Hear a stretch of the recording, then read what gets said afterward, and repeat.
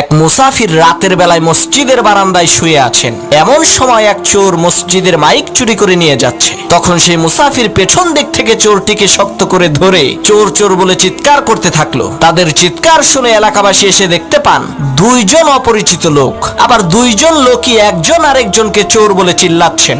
আসলে চোরকে সেটা তো আর এলাকাবাসী জানে না। তখন এলাকাবাসী এই দুইজনকে এলাকার মাতুব্বরের কাছে নিয়ে গেল। মাতুব্বর বললেন, তোরা দুইজনেই চোর, তোদের শাস্তি হলো সকাল পর্যন্ত তোরা দুইজনে আত্মহত্যায় মারা যাওয়া এই লাশ পাহারা দিবি। আমরা কেউ এই লাশের কাছে থাকবো না। তাদের দুইজনকে লাশের পাশে বেঁধে রাখা হলো। তখন মুসাফির বলছে, আল্লাহ, শেষকালে তুমি আমারে চোর বানাই দিলা। আর সেই চোর বলছে, তুই আমারে ধরলি কেন বল? এই কারণেই তো তুই চোর হইলি। তখন সেই লাশ বলে উঠলো, পাইছি রে পাইছি, আসল চোর রে পাইছি।